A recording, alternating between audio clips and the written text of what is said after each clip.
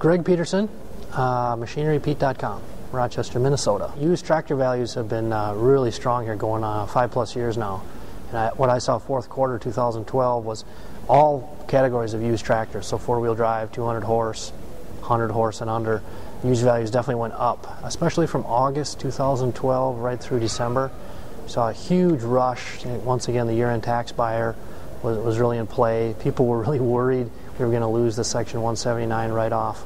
But now, on January 2nd, when they made the fiscal cliff arrangement in Washington, and they put the Section 179 write-off back to $500,000 for this year, I wondered at the time, it's like, geez, I think used value is going to go up higher.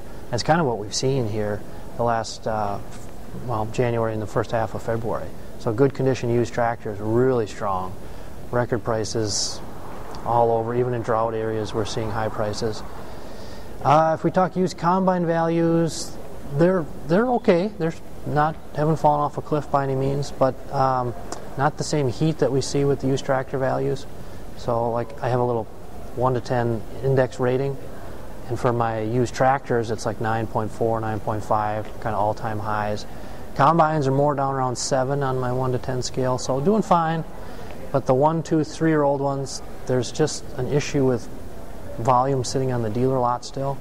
Got a little better end of the year. Dealers moved a bunch through, but as they continue to have good sales of new, it's just an issue finding that second buyer. And so I don't like to make big projections, but I think we might see this year what we saw last year and in 2010 with combines, and that's a little dip in auction prices kind of from April through the summer. People tend to think, or they'll see these record high prices and they'll always assume super low hours. But I had a slide today of a John Deere 4020 that had 8,300 hours. Had its work clothes on. It was good shape, but it had been really well maintained, always shedded, and it brought $24,000 farm sale in southern Wisconsin. So the number of hours aren't as important as they used to be. It's that general history of care. So even if you buy your second or third owner on a tractor and it's got 8,000 hours on it, just do what you can, take good care of it, shed it, and the documenting is huge with the service that you give it. So all those little things matter, and they all enhance value. And I think it really is leveraged right now because there's so few auctions around.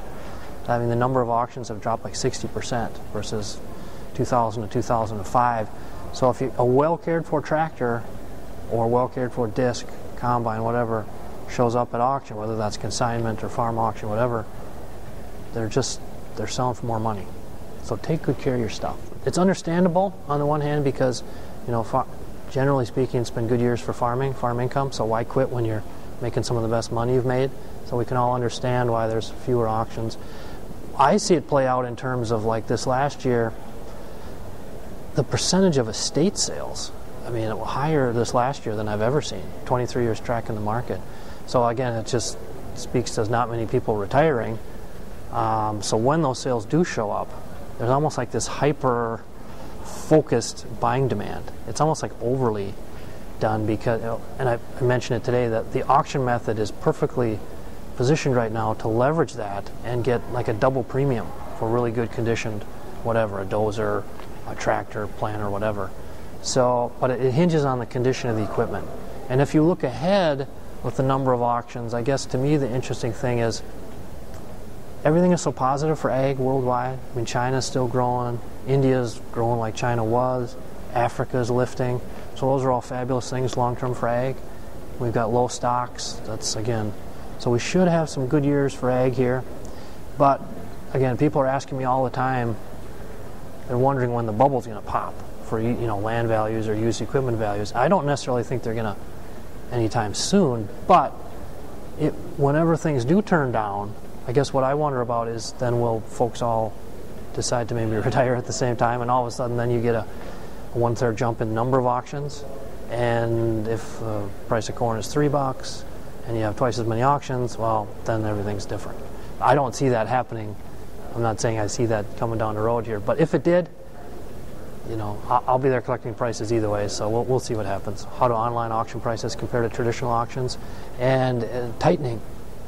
There was when I highlighted a tractor sold last week on an online auction in Northern Illinois, John Deere 4960 with 2,140 hours on it. Mike Espy, real good auctioneer out of Elburn, Illinois, had the sale, but it was a purely online sale. And I didn't really know if it was going to get past 100, because we had just seen the record set at 114 on a traditional auction in Ohio by Schrader Real Estate and Auction, January 24th. And so an hour prior to the online bidding ending, it was 91,000, and I thought, well, low 90s, that's a really good price. It's probably where it'll be. And it just went whoosh, you know, it went up, sold for 110. So to me, it was kind of like, yep, online, you know, auctions are maturing basically, and the way they're presented, and also the end user, the farm audience, is just more comfortable with them. And so I see small auctioneers getting online. I see big auction companies, purely online auction companies. They're all getting better. And it's, you know, it's just changing.